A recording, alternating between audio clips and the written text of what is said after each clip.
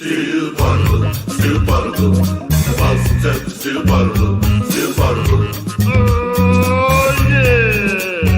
Steel particle, steel particle. The Boston Celtics, steel particle, steel particle. And a 19. Beat Rob, Jim, Packaging King. Steel particle, steel particle. The Caesar on the court to get another ring. Steel particle, steel particle. Everybody in the chat now sing. Steel particle, steel particle. Steel particle, steel particle. The Boston Celtics, steel particle, steel particle. Oh yeah! Shut your ass up, man. Your daddy's always had one in here.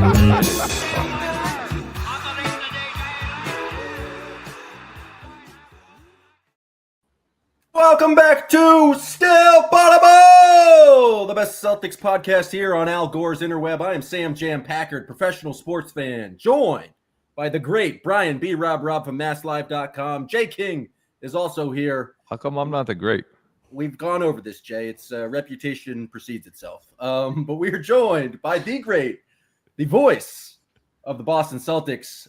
Sean Grande is joining us for a little season preview. Sean, appreciate you taking the time to talk with us here. Let me ask you the following question. The recording of that opening theme song, is there one day going to be a sort of a DVD or a documentary about the, like We Are the World, like how everybody got together to perform that? And There should be. I agree. There absolutely I should brought it be. up. Our guy T-Money and his strange brain created that. And it's crazy because in person, T-Money is like just a normal, really nice guy, but his brain is just, it works differently than a normal brain. And It was a life-changing day for you, Jay. I feel Yeah. like when you heard it the first time, Jay was like, couldn't get over it. He was like, this is it. The first time I listened, I was kind of like, yeah, that's pretty funky. And then the second time I listened, I was like, that is the greatest Like thing when I've Mark ever heard. Wahlberg heard his own tracks in Buggy Nights when they were, yeah. Exactly. Don't ever watch the new Mark Wahlberg movie on I think it's Prime. Don't ever watch it. A straight to prime Mark Wahlberg movie, or you were disappointed by it? I respect Marky Mark as much as anybody does. I live in Dorchester now, which is, you have to pay homage to Marky Mark. And I don't want to be in Dorchester telling people not to watch the new Marky Mark movie, but you should never, under any circumstances, watch it.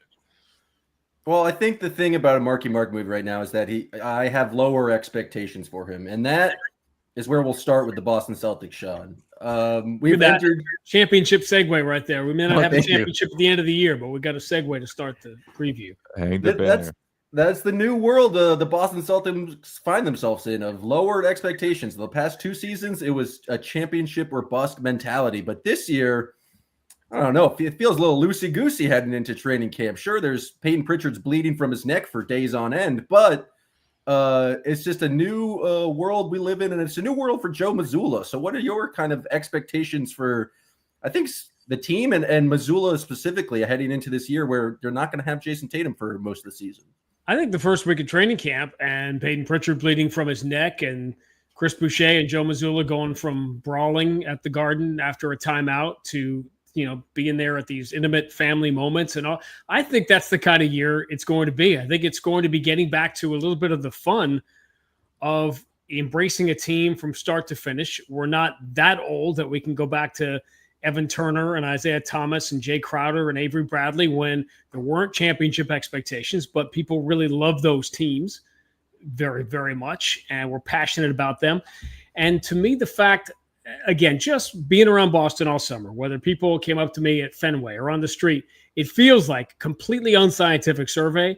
It feels like the fans are sort of on board accepting of what this year probably will be, because it's not like the whole thing was permanently dismantled, and there's still the hope and the specter of it returning to, championship caliber basketball a year from now. And so in the meantime, let the pressure be on everybody else, because that to me is the story of the season, is that, all right, that championship pressure expectation is there, but the pressure isn't either, which means for all these other teams in the East that have hopes, it's this year or bust. It feels like that's especially true for like the Knicks and the Cavs. Like they have to take advantage of this year. I'm curious what you're like. You've spent a good amount of time talking to Joe Mazzulla. How's he going to deal with losing? Because it feels like that's something that's going to happen a lot more often this year, and we haven't really seen a like long period of losses in the Joe Mazzulla era.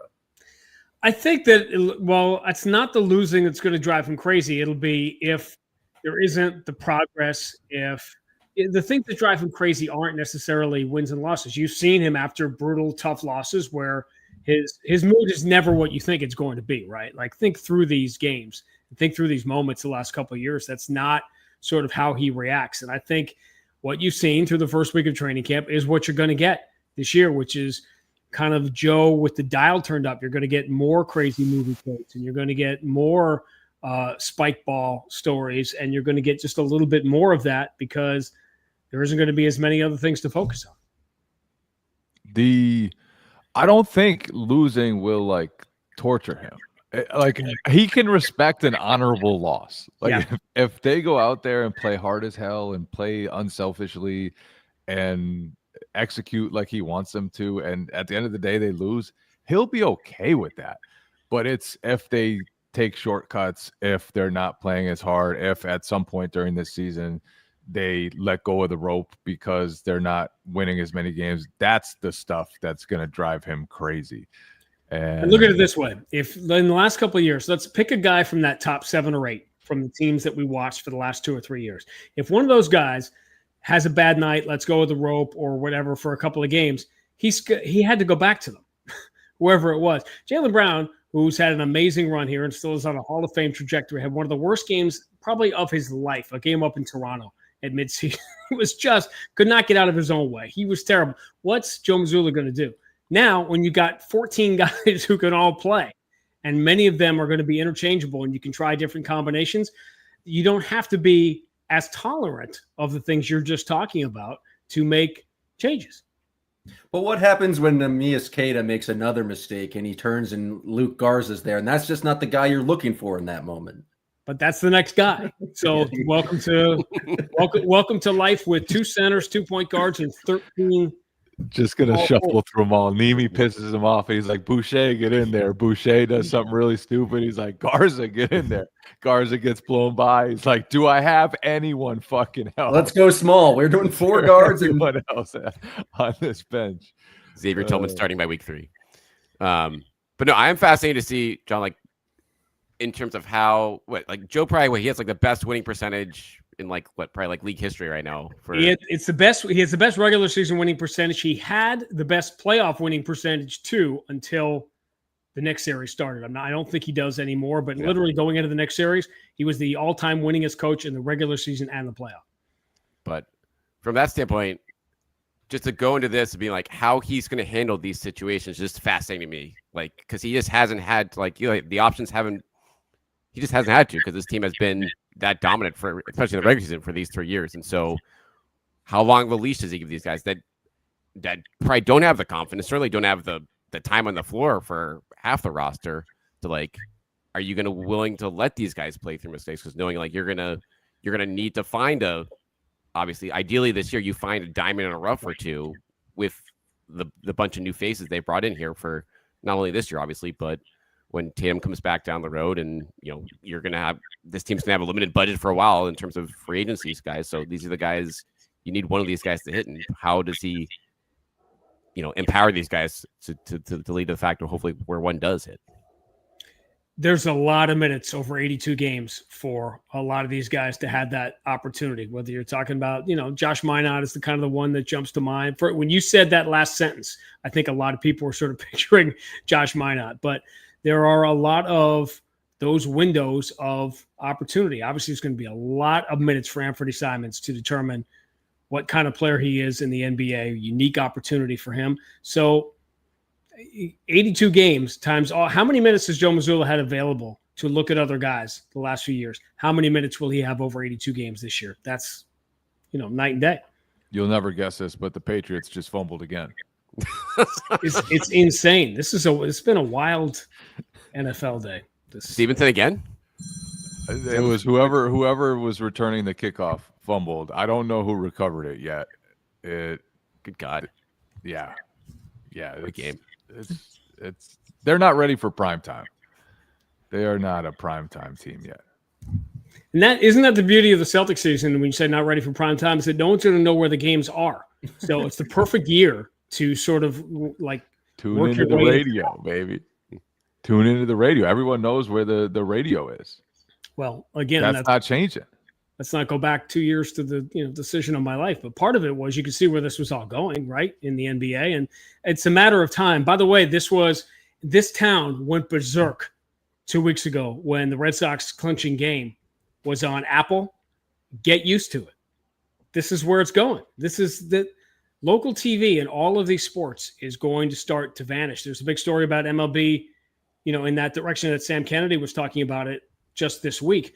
All of the sports are going to start centralizing the local telecast. So you'll be able to enjoy them however you want, but you're going to enjoy them on, through an app. Like it isn't Amazon Prime isn't just going to have one game a week. They're going to have all the games. And you're lucky we haven't started an in-game broadcast yet. You'd be out of a job. It's a matter of time.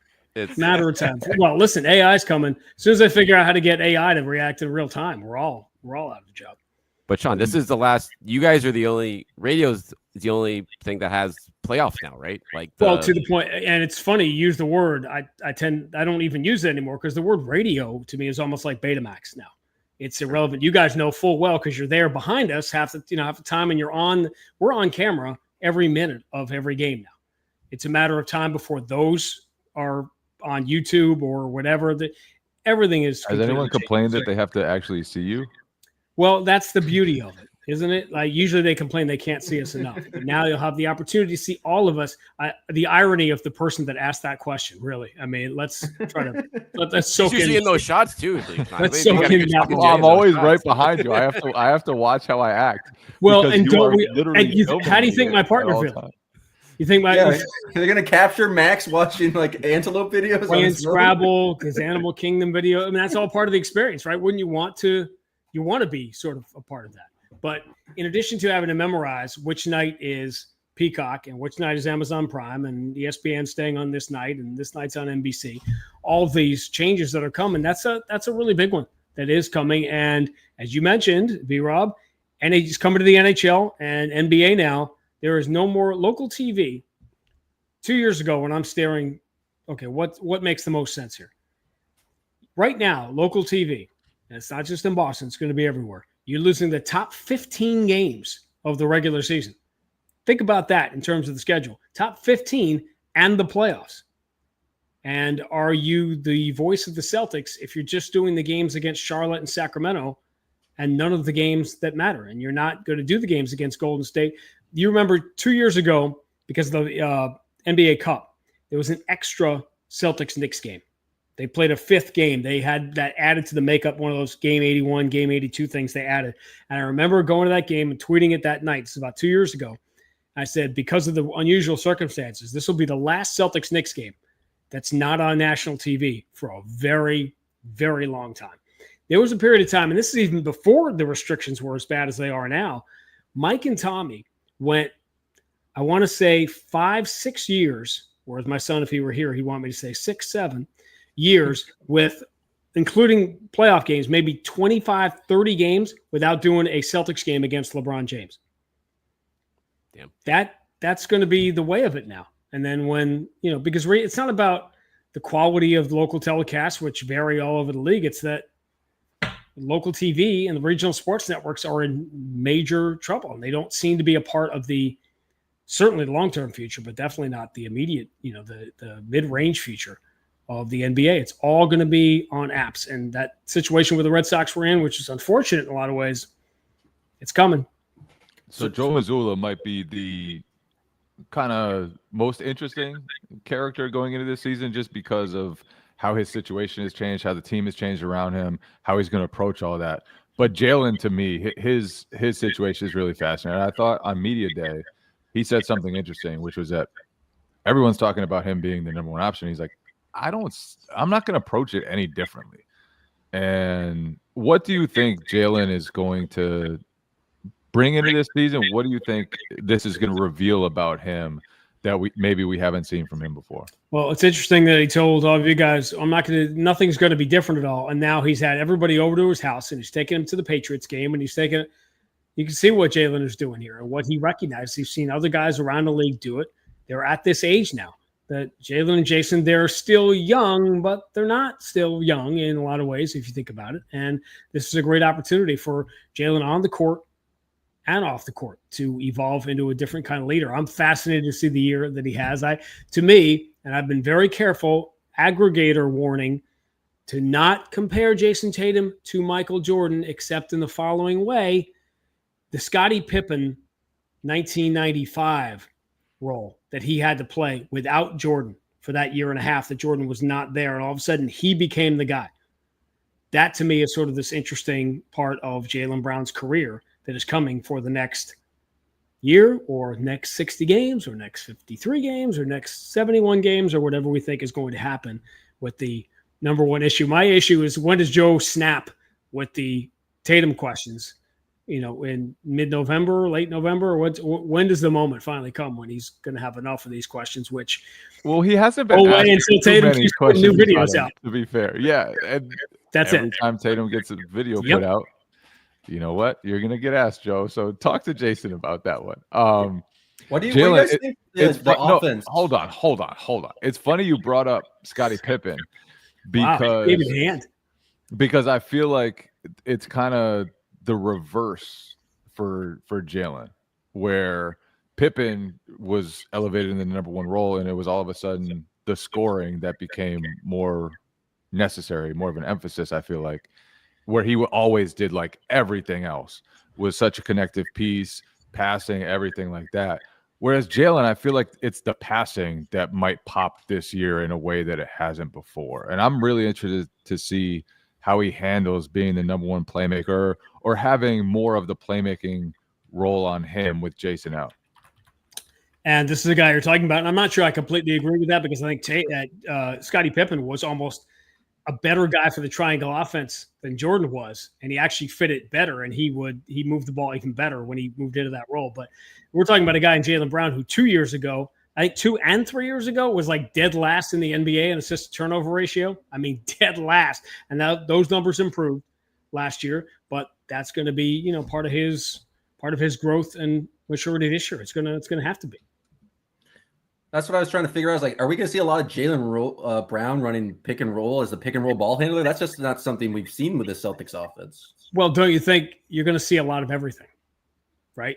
I mean, isn't that the point? Are you going to see it? Yeah, you're going to see it. I think you're going to see most things. I mean, are you going to try to play 5 out at some point with guys that can't shoot? Are you going to try to play what does double bigs look like now?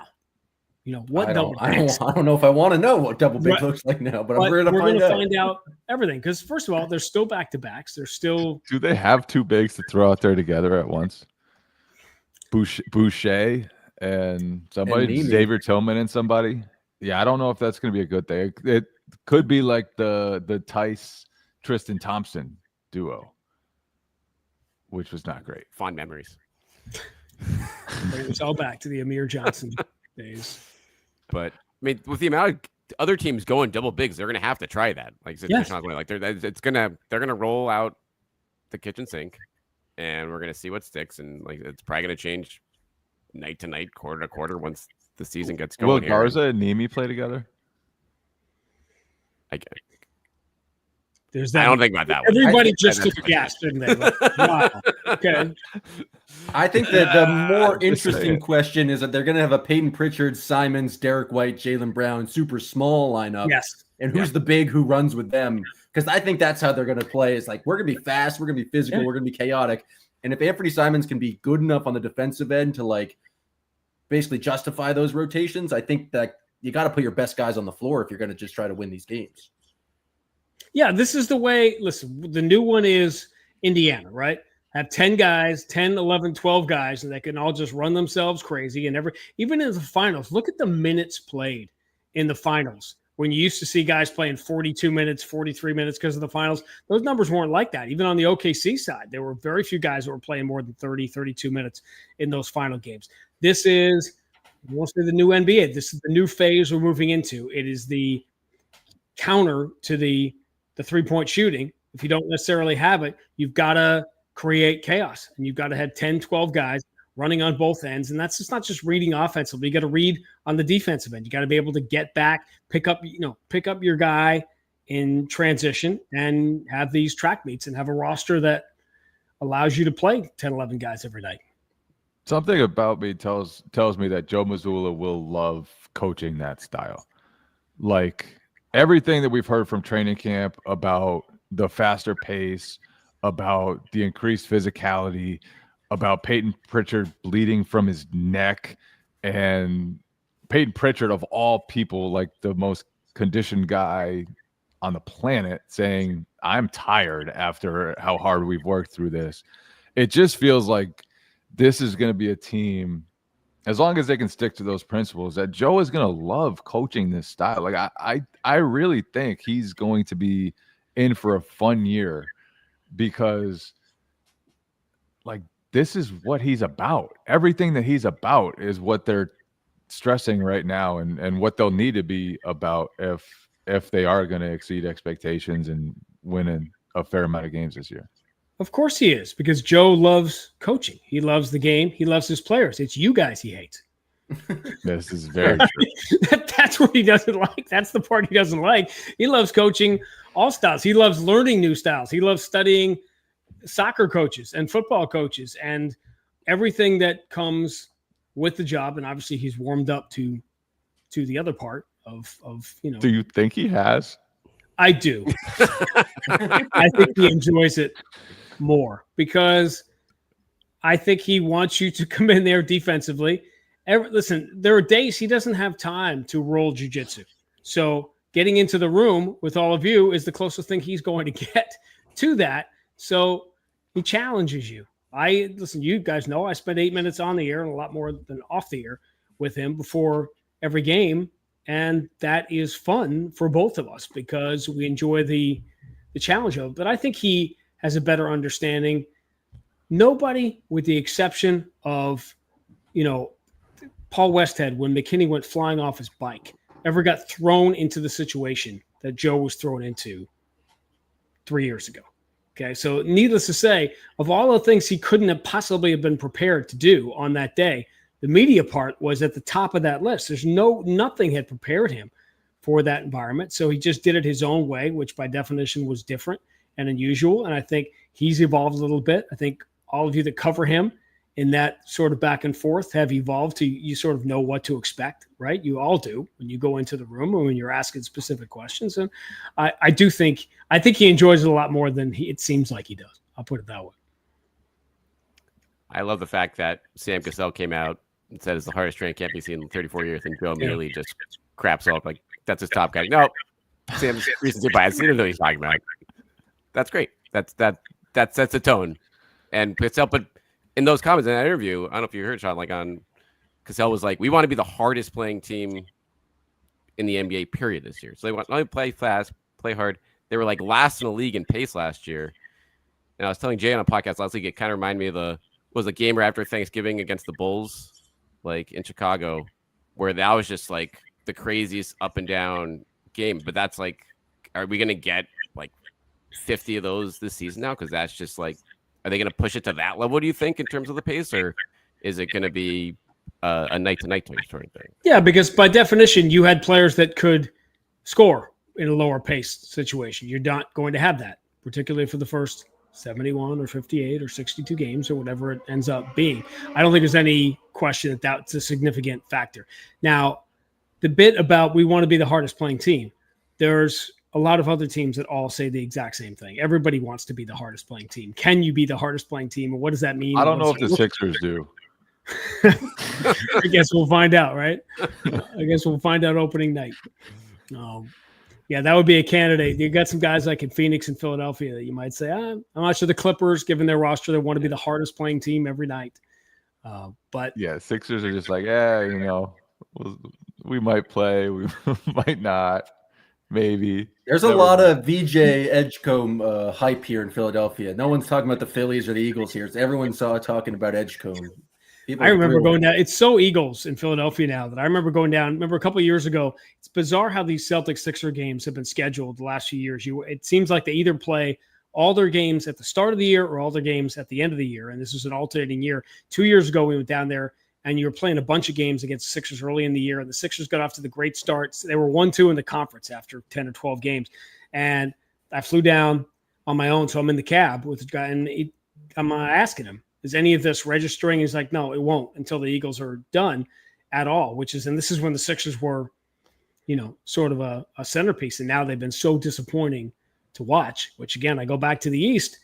There's going to be on February 6th, when the NBA Today starts, Malika is going to be talking to Brian Windhorst and Perk about, it's not going to be about the Celtics anymore. It's going to be about how disappointing it's been for Milwaukee or Philadelphia or Cleveland or whatever. It's going to be focus on these Eastern teams that are not filling that void. And I'm not saying it's a freebie year for the Celtics, but you're going to be in a different lane on the highway where you're not going to be getting that kind of scrutiny. And it's going to be unpleasant for the teams that don't step into the void. And maybe Giannis goes maybe Embiid plays 70 games.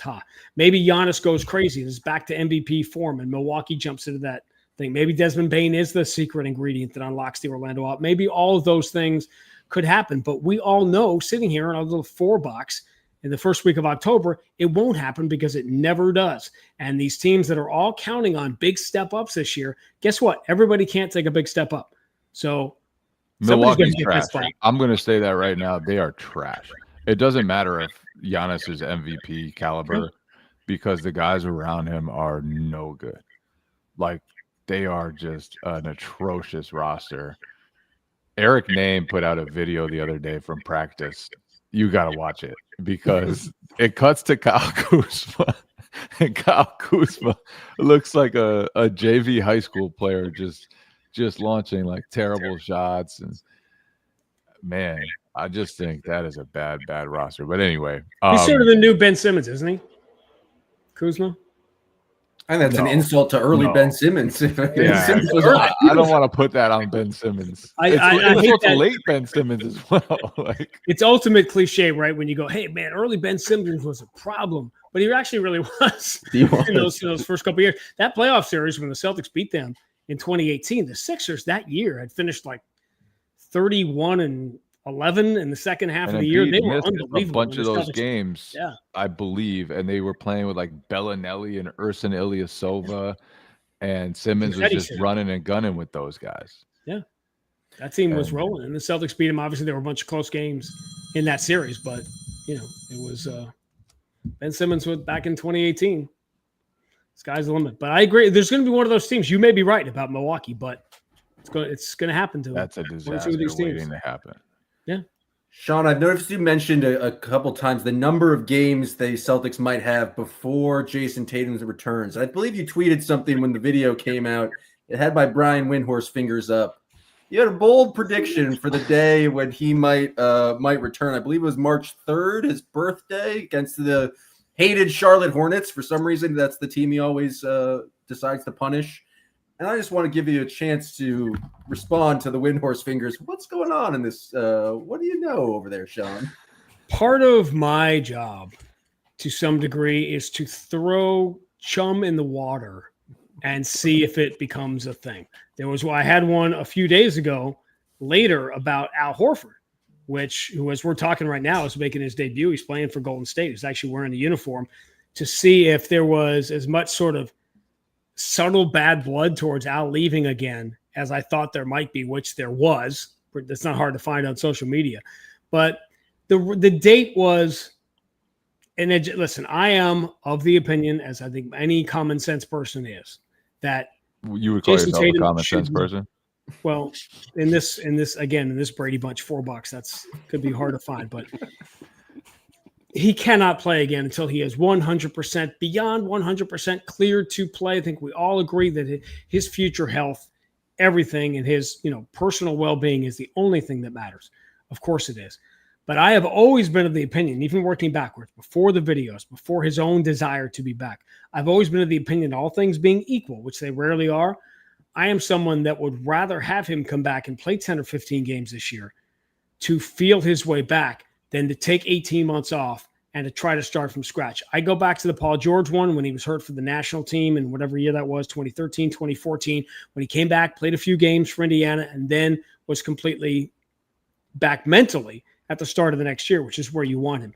That being said, given what has now become the mythical nature of the surgery, in which the surgery began before the ball came back in bounds, right? After We were all there in New York. We saw the surgeon go in. it was literally going on the way to the hospital as the ball was coming in bounds. The surgery had already begun. That we know what the old parameters were. Every indication we have is that he's going to beat all of those metrics. And therefore, if he is 100% physically ready to play by February, I'm of the opinion that he probably should come back and play, get those games out of the way, and it has zero. I've seen some national people interpret it as if, well, if the Celtics are hanging around to the playoff race and then he no, it has nothing to do with that or what you could accomplish this year. All you could accomplish this year, by the way, you could scare the living heck out of one of the aforementioned teams that Orlando or Cleveland wins 58 games and like, wait a minute, who do we have to play in the first round? We've got to play a Jason Tatum Celtics team. That doesn't seem fair. That, of course, is on the table for late in the year. But to me, I think it is torture for this guy who I used to call a kid who I won't anymore.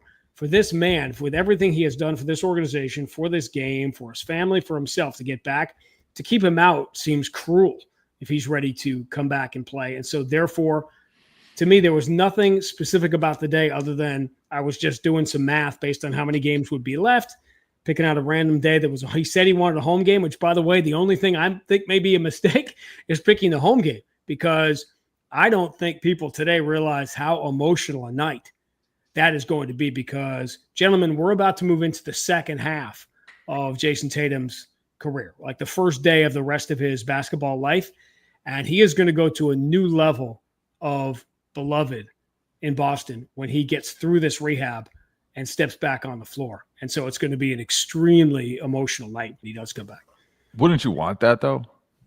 Yeah, well, I don't. For him, I don't know if that's just too much. If it's easier just to work your way back in Charlotte, for example, than to have to. No, because even if you're no good, like just having that moment and having it be like probably the most emotional crowd that I've ever seen was when Isaiah Thomas's sister passed. Yeah, and then he played very shortly after that in the home playoff opener. And that was like, obviously that was very sad moment. And so it was like super powerful, super emotional, but it was sad. Whereas this will just be joy. He'll be getting back to the court. Maybe he's good. Maybe he's not. Maybe he plays a lot of minutes. Probably he doesn't. But there's no tainting that. It's just you get to feel the love that everybody has for you to see you back out there. I feel like there's no downside to that. That was an emotional day. Remember, Chicago Bulls Rondo was a problem. He was a problem back in 2017. I agree with you. It will be emotional. It's going to be great. And I just do think it's going to happen this year, not because of what you can accomplish in the playoffs, but because I just believe it to be better after all the work he's done. Can you imagine? Physically, I think he wants it too. Like this is the man. That's like all he's working towards. He's putting out the promotional videos. Like, we only saw the footage because his video team put it out. Also, him putting out there that he wants it to be at home so he can do it in front of the fans, that's only going to make the fans go crazier when he comes back. There's no doubt. He's doing it right now. Yeah. I think you have a little absence makes the heart go fonder, the appreciation for who Jason Tatum is. And that, by the way, is when everyone's talking about the Celtic team and what they might accomplish, how many games. There's the crazy upside people that think are talking themselves into 45 wins, maybe 47 wins. Maybe they can get into the top 6. Maybe if all the East isn't any good, so they can do this. And that's great. I fall on the lower side. And here's why. It has nothing to do with the Hall of Fame trajectory of Jaylen Brown and the kind of player he can be this year as the new leader of this team. It has nothing to do with Derek White being an elite player in the NBA, despite where ESPN ranks him. It has nothing to do with Peyton Pritchard being the 6th man of the year. It has nothing to do with the fact that Anthony Simons is a bucket. It has nothing to do with the fact that you've got a lot of guys looking to make their way in the NBA, and that's how teams can be successful. It has to do with the single most overlooked thing about this team the last couple of years nationally, what people still refuse to accept, is just how freaking good Jason Tatum is. And in his entirety of his career here, for the 8 years, the Celtics, when he is on the floor, are the equivalent of a 67-win team. And when he is off the floor, they are a 500 team. and his teammates over those 8 years, that roster is better and deeper than the roster he's going to have this year. So if they're a 500 team with him off the floor with Porzingis and Holiday and Horford and Jaylen Brown, what are they going to be with him off the floor this year, especially a new roster putting things together? That's the logic. To me, it's an amazing story because you mentioned Milwaukee, all these other teams. Imagine if the Celtics do win 45 games, 47 games, and they're competing for a top spot, middle playoff spot in the Eastern Conference. Who's that putting pressure on that was counting on one of those spots? Like the Atlanta Hawks, the Orlando Magic, Philadelphia, Milwaukee. They're counting on those. They're counting on Boston, Indiana not to be anywhere close so they can have one of those spots. I've got to ask you a question because you brought it up earlier. What does 6'7" mean? I've seen that on the internet before. Some kid. I took my son to a high school football game the other night, and some kid next to me said, "My teacher said 6'7" in class today." Ha ha ha ha. Yeah, Rebecca Lobo did it during the first. She did it on purpose. I'm too old. You gotta explain this to me. Well, it is basically a shibboleth, a passcode among teenagers that they've adopted this thing, trying to get people. I don't know. It's Gen Alpha nonsense, is what it is. It is Gen Alpha nonsense, trying to get older people to say it. So this is what I've learned having a teenage son. Once you start saying it, they'll go away from it because then it's no longer cool. And by the way, it's impossible to avoid in the NBA. What's the average height of a player in the NBA? I'm not going to say 6'7". You can't make me say it. Lay the bait out there for us. Yeah, well, that's right. But that's what it is. And I'm sure we had our own stuff and it wasn't cool anymore when our parents said stuff. But I threatened when Riz was a huge big deal, right, for my son and all of his friends. I threatened to work into it like a Jaylen Brown dunk calls. Rise and Riz, whatever. He was just so horrified by that. I never did it, but just the idea that he would be so horrified, I felt I did my part in sort of toning down and making them move on to the next thing. So as soon as everybody, all the uncool people start saying 6'7", it'll go away. Rebecca Lobo did it. She did it on purpose. I said during the finals, during game one of the finals. That's got to be nice to have the platform you have to embarrass your child. Like not every dad out there has that lane to use. No question. Oh, it's awesome. And I take full advantage of it. Full advantage. It's like basically having baby pictures with you all the time. I can do it whenever I feel like it. Yeah. So we were talking about the Celtics expectations. Obviously, you think they're going to be worse because of Jason Tatum. I think they would still struggle with if they had Jason Tatum and they just had this kind of center rotation that they have. Yeah. I mean, I think we all were up downloading weird apps to watch Portugal Eurobasket, but where is your belief level here in Neemias Queta? Because last year I was not ever on the Nimi bandwagon. And this year, I think you were actually you had pitchforks out and you were torturing him. He was bad and he was constantly making mistakes on defense and would goaltend and foul constantly. But that was last year's version of me. This year, the sports optimist, where I'm talking myself in the Nimi.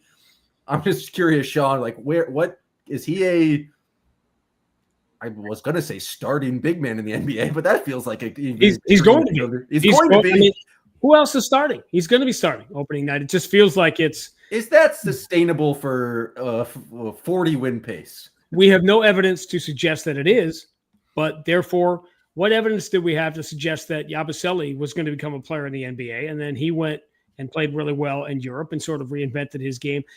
The interesting part of this year is going to be how these players adopt and take these minutes that they're going to get and the opportunities they get. And does the fact that they're not going to be yanked off the floor, like you knew when Queta made a mistake, he was going to come out. You had Porzingis, you had other guys waiting on the bench, even on nights when you had injuries. Now you have a longer leash by definition, not that long because the bench is so deep, but it isn't up front. So Queta's the guy who's going to get great opportunity. And that comes with the difference between playing 8 minutes a night in the NBA and some nights you're not going to play at all to having the opportunity to play 23 or 26 minutes every night, depending on how it plays out. That's a big difference. You have a chance to get better in those minutes playing against the best players in the world. Let's take Nimi out of it because you just answered a question about him. Who else on the fringe of the rotation do you think has the best chance to pop this season? I think Minot's the easy answer to that, but that's just talking to a lot of people in Minnesota. And I think we always under the umbrella of the most popular guy in town as the backup quarterback.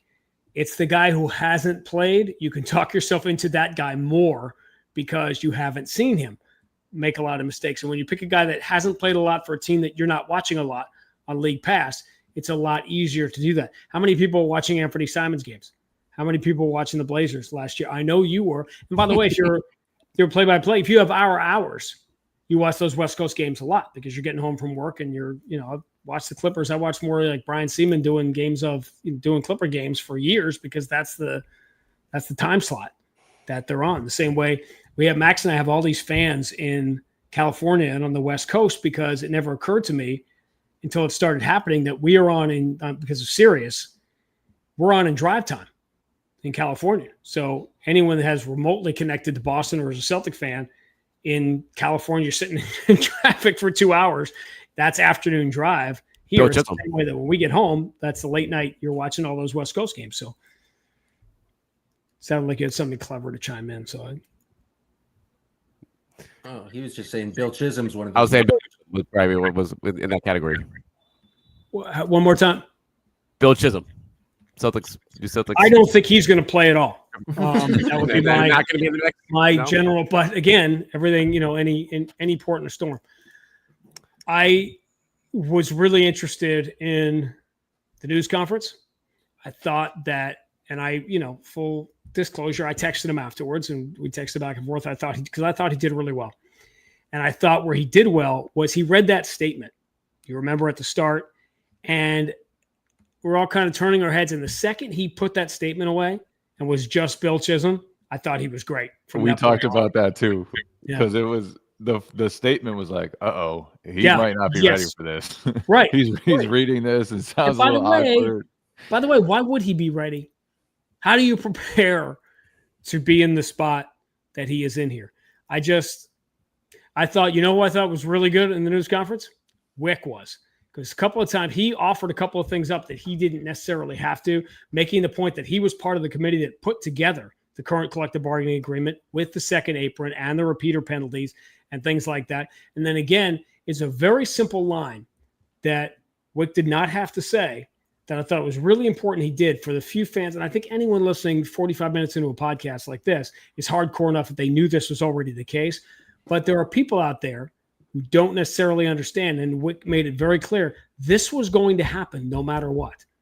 If there was no sale, if Wick was still running the team, the exact same thing was going to happen with Porzingis and Holiday and the second apron. You have to do it. It would have been business malpractice to not go into the second apron and do what the Celtics did under this current environment. And I think it was really important to take that burden off the ownership change because it had nothing to do with the ownership change. And I can't imagine anyone taking anything from Bill Chisholm in that news conference other than there aren't going to be significant changes. You're going to be championship driven, but you've got to go through this. You cannot be a repeater. You cannot be over the second apron for 3 out of 4 years. You can't do it. It's the death penalty. I'm curious what your thought is like more long-term with just under this new CBA, under the rules you just mentioned. Is it sustainable to be paying Derek White, Jason Tatum, and Jaylen Brown that amount of money and still have a championship roster? Because it's going to be tough to put guys around them when you're giving away, or not giving away, but like that amount percentage of your salary cap. It just feels like the current CBA is structured where it's like you can pay 2 max guys, but like as soon as you pay that third big guy, it's so much harder to construct a roster. Is there a Derek White or a Jaylen Brown trade down the road just because that's the kind of new playing field that we play on? Like that's how teams are going to be built. I'll go you one farther. I'm not sure you can have the 2 max guys, given everything we're talking about here. And remember, ironic, isn't it, to talk about, I was someone who, when my first job in the league, when I was in my 20s, we were talking about Kevin Garnett's contract being grandfathered into the old CBA. And while Jason and Jaylen are still in their 20s, we're talking about sort of this grandfather element of them both being max players before this CBA was really solidified and we understood how it was going to impact. And is it fair? Is it not fair? It doesn't matter. This is the way it is. But I have some pessimism about being able to have 2 max players, given what you have to around them. You have to do what you've largely had to do for the last 20 years, but especially now, you have got to hit in the draft, because when you get guys on that rookie contract, they have to be contributors. If you're picking in the first round somewhere, those guys have got to contribute and have to be rotation players, because you have to have low salary guys in your top 6, 7. It's that and the rookie extension. I did the extra 6, 7 for my son. Oh, didn't even catch it. I still don't know what it means. That's because we're too old. I asked for an explanation, and I'm still unaware. I'm going to Google Well, if you're asking for explanations from teenagers to why they do the things they do, you're going to be waiting a long time. Yeah. It's a viral internet meme that essentially means nothing. Like, what's up with this? Jay, you've never been cool though, so like, it's not like start now. In our day, our stuff meant something. Yeah, at least when we said nonsense, it had meaning. Yeah, there's a lot of meaning behind those weird Celtics Twitter memes I posted all the time. We're about substance here. When I stuffed all those Big Macs in my mouth, that meant something. It originated in the song Doot Doot. Doot Doot. I mean, all good things originate from songs like that. I have to spend a whole show on this at some point. Do a I deeper feel dive. like I Still would probably read- investigates. The beauty here is that Yeah, you're not funny. offending anybody, because anybody that would find you uncool is not anywhere near this podcast right now. So you're good. Go. Yeah. It really is amazing how quickly you just lose touch with everything. Like, Circle of life. it's crazy. It's sort of a challenge. And my job is interesting that way, in that you have to constantly reinvent yourself, and you have to be aware of, as I said, now there's a camera on you, and now you have to use social. When social media first became a thing, you cannot just look at anything and say, "Oh, that's stupid," and whatever, because that's a huge portion of your audience. The Celtic fans are 10 years old and they're 90 years old. So I don't have a very specific demo that I've got to hit. You've got to be comfortable speaking to everybody. And obviously, when I came in the league, I'm very much at the lower end of the demo. Half the players on the team I was calling games for were older than me. And then you have to keep evolving. It's not a matter of trying to keep yourself young and cool, because that's not going to happen. But you have to be aware of what the environment in which young people are taking in the product now. Are they just watching highlights? Are they just watching? What are they, when they're joining a broadcast at night? What have they heard all day? Got to be aware of all that stuff. Maybe the 6-7 thing, as I think about it, isn't really as regressing as a society as I initially thought. Because when I was young, I used to just do like the suck it sign, like that. Yeah, it's a lot less Generation explicit. X, baby. But at least people knew where they stood when I did that, Well, I mean, and it literally- meant something. My gesture meant something. They're saying 6-7 and chuckling. As you said, 25 years ago, kids were going into middle school doing the Degeneration X thing to their teacher. Damn right we were. I We were would say doing the Bronco probably Buster. We were out there doing the Bronco Buster, saying a badass Billy Gunn, the new age outlaws. You are dating yourself with that. Billy Gunn's still wrestling. I don't Right? know. Billy Gunn is still Better call I believe he's still wrestling. wrestling, right? He's still Billy Gunn, well, his AEW? son, he's in AEW. Right. He's in his. I saw. He's in his 60s or something like that. Still wrestling. What a legend. He's 6-7 years I'll old. be in that shape when we get to There it that age. You know why he never made it? You know why he was always a tag team wrestler? But you don't know this. Asthma. No shit. Yeah, that asthma. That's why he could never have great long like singles matches individually. That's why he's a tag team wrestler. Asthma. See, the more you know. There you They go. couldn't have an inhaler as part of the bit. Like he couldn't. That's part of a the great territory. idea. Have the bad guy take his inhaler away. Yeah. That's a That good angle. actually would have been Love it.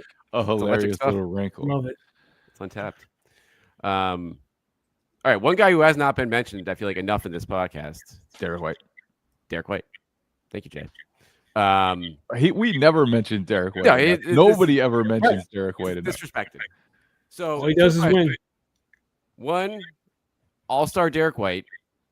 Is this the year for it? Is how real is that possibility? And two, for the keeping the Jalen, Jason core together here beyond this year, where Aaron comes back, how pivotal is it all kind of based on Derek White and be like him just leaping to be the third guy? So it's like you don't want to break up that trio, because even if you have lesser pieces around it, that's as good as you're going to get, because Derek White can get to that level. It's hard to imagine you improving on it. I know Bill Simmons and others were when you look around the league, it's funny. Derek White, if you look at the 10 teams that have a chance this year, and really it works, the Derek White thing works for pretty much every team in the league. You say, who's the one player? Pick a random team, and you go, who's the one player? If you added this player, it would really push this team to the next. It's like Derek White works in like 23 of the 30 examples around the league. So Derek White's like the perfect guy. Is there a Houston, or after Van Vliet got hurt, you say, okay, if Houston needs to stay at that level, if they're swinging for the fences, who's the ultimate guy to land? And for a lot of teams, Derek White would be that guy. But I don't think there's high motivation on the Celtics standpoint to make that happen. The All-Star thing that you mentioned, I'd be pessimistic on it only in that, is Jaylen Brown going to be an All-Star? And if so, is a Celtic team with what their record is likely to be in January going to get 2 All-Stars on an Eastern Conference team if they are near 500, a game or two under 500? The Celtics going to get 2 All-Stars. That's the question. We'll see how many shots they get per night. What type of numbers Derek White can put up. You don't think Baylor Shireman has a shot? I mean, Not if also, Jordan not Walsh talking about beats him him out, for the spot. We don't know what's going to happen. Luka Garza. Which Don't hockey forget line who- is Jordan Walsh going to be on? I know we're going to change. That Four was check. funny. That was funny. That was funny. That's when I know Joe softened up when he admitted, like, yeah, that's not a thing. I'm not gonna yank your guys' Yep. chain on that. That's going to be the year. It's going to be Jordan Walsh and Sam Cassell and other guys saying stuff. And Joe said, yeah, no, that's not happening. It's going to be a fun year, though. I think the lower expectations make it just people are not going to freak out about every loss. It's going to be nice to watch players grow, compete for roles and stuff. Yeah, I think lower expectations, I translate that more into that overwhelming pressure of have to win, which has been over this team for the last several years, and they've been the best team. The other down thing that weighs into the downside for me is that for 3.5 years, you've been the best road team in the history of the game. And there is some get back out there. What happens is, and the Celtics have had several runs of this over the last 17, 18 years where they've just been a dominant team. You go into a building, you beat a team by 30, you get on the plane, you go to the next city, you don't think anything of it. They don't forget it. So there's going to be an element of teams that have, how many games in a row have the Celtics won in Miami, in Brooklyn? They have, I think, they have a 10-game winning streak in Brooklyn. They have a huge winning streak in Miami. There's some teams that are going to want to beat the. They're going to fair. Unless Danny Wolf has something to say about it. You get my point, which is that when there's the opportunity, I remember this when I first came in the league. I was with Sam Mitchell with the Timberwolves, and he was talking about this was right after Jordan left the Bulls. And teams wanted to beat the Bulls. It didn't matter if it was Tim Floyd coaching and Trenton Hassel they wanted to beat them by 50 because it was the Bulls, who they hadn't beaten in forever. So I think there's that element exists too, that the uniform still looks the same. So there are some teams that are going to be lying in wait too. But all that said that pressure's on everybody else. And so I think most people have really embraced that. And I think there's going to be a lot of fun to have. Like what? See, I think there's pressure on the returners too in Boston. Like if this season goes really poorly, let's say, Jalen's not up to being the number one option, that's a mark on him. If they fold this season and just stink and it looks like Tatum was the one doing everything, then that's a mark on everybody. If they fall short of the lower expectations that are already, not very high to begin with, that's on Joe. That now Joe is looked at as, maybe the roster carried him. And I don't believe that, but I do think pressure is a funny thing. Like right now, it might seem like there's no pressure, but I also think these guys probably see this as an opportunity to prove themselves one way or another. And if they don't take advantage of that opportunity, then they'll probably feel the pressure too. I think that's fair, but I think it's more likely if this does go really south, isn't it because how many games does Jaylen Brown play? How many games does Derek White play? You realize with things as thin as they are, all these guys we're talking about, one injury that keeps Derek White out for 15 games or whatever, suddenly if you're barely keeping your head above water as it is, you're not that far away from when people talk about the 45, 46 wins, that's with everything going right. that could possibly go right. And when does that ever happen? Doesn't. Even these last couple of years in which you've averaged Joe's averaged 60 wins plus per year for his first 3 years, but the Celtics haven't been completely healthy. Porzingis missed a ton of games. You've had injuries throughout. They won't be able to sustain those this year, though. Right. I think even like a Hauser injury could be destructive. Yeah, of course it could. Of course it could. That's an NBA rotation player. He's obviously an elite shooter, better defensive player, as everybody knows. What happens if Nemi goes down? Like, seriously, though, what happens? Garza time. Yeah. What, like, if Jalen misses 30 games, that's bad. I remember, so here's how long I've been doing this job. Started the 06-07 season, I thought this is going to be a bad year. But you don't want to say that at the start of the season because it's part of the job is to consumer confidence and try to get people excited. That year, the Celtics had Paul Pierce, Wally Szczerbiak, and Theo Ratliff. That was the big three. And so I said at the start of the year, hey, if those guys all play all year, you got a real chance to make a run at a playoff spot and whatever. And that was true. But I knew there was no way in hell those guys were going to be healthy. That Theo Ratliff played like one game and showed up for the team picture. Wally expiring. Theo Ratliff expiring contract. Yeah. And then the Theo Ratliff contract got you Kevin Garnett, by the way. And then Paul Pierce got hurt in December. And I remember we were out on the West Coast, and I remember having dinner with Mike Gorman and all those guys. And I'm like, man, we could lose 22 of the next 25 without Pierce. And we lost 22 of the next 25. And it was that bad. So the downside to me, there's a huge window where the Celtics should finish this year. But there are a lot more paths to me to the lower end than the higher end. That's just, that's how I would phrase it. That said, tee it up. This is going to be fun because, as I said at the start, everybody loved rooting for Jay Crowder and Avery Bradley and Evan Turner and Isaiah Thomas. So enjoy this year. And I think, as we all know, here's the part that you just need to say out loud. What makes everybody at the Garden this year enjoying these games and enjoying these moments, and some people may be getting tickets and haven't been able to get tickets the last couple of years, is that every night you're sitting there, whether it's good, bad, or indifferent, you're going to look up and you're going to see that 2024 championship banner up there. And once you got that makes this year and the medicine and the pills that you have to swallow this year, it makes them go down a lot easier. Most definitely. Sean, very much appreciate your time. Join us here on Still Potable. You're a legend, sir.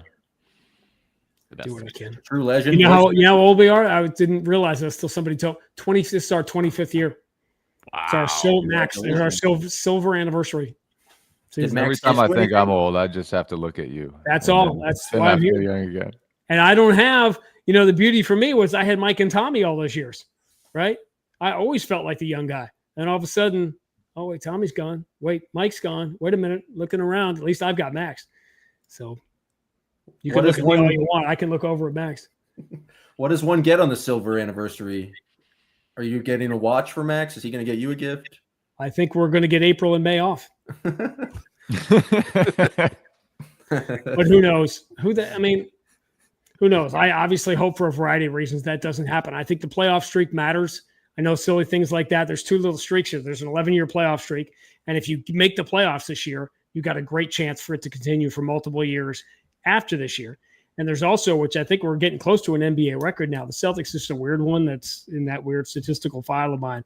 The Celtics have gone 11 years without a 5-game losing streak, which is insane. Nobody else in the NBA is more than like a year or two without one. It's been 11 years since they've lost 5 in a row. Can they navigate this schedule this year without that happening? We got to have a big 5-game losing streak party if it happens. Like, we got to really blow it out because that's a crazy stat. It is kind of. It was just like piling up when they got to 3 a couple of years ago. I remember looking at it, and you haven't had a 4-game losing streak in many years now. But right, pre-COVID, of course, logic says it's all going to happen. So you get through this year. To me, the best case scenario, just imagine. I think the fun part of this year would be somehow making the playoffs with Tatum back. And all of a sudden, somebody worked really hard to get the top seed or the number 2 seed. Oh, and make it be the Knicks. Make it be the Knicks. And wouldn't that be fun to push the Knicks because the pressure, we never really got to it. But imagine if the Celtics had been up 3-2 going into Madison Square Garden for that, that 6th game. Obviously, there was no pressure because the game got away so fast, but the Knicks had to win. They had to win that game. It was crazy. That series will always be remembered. If the Celtics don't lose by 1 million in that last game, that had a chance to be one of the most lopsided series the other way for a losing team. The Celtics had outscored them by like 5 points a game in the first 5 games of the series. But history will forget the 20-point leads and the 90-something% chance to win and all the above those first 2 games. But yeah, New York and Cleveland, let them have the pressure this year. Pressure's on. Yeah. Sean, we appreciate it. Appreciate everyone tuning in on the Twitters, the YouTubes. We'll be back more this week with training camp reactions, and appreciate everyone tuning in this episode of Still Potable. Still potable, still potable. The Boston Celtics still potable, still potable. Oh yeah!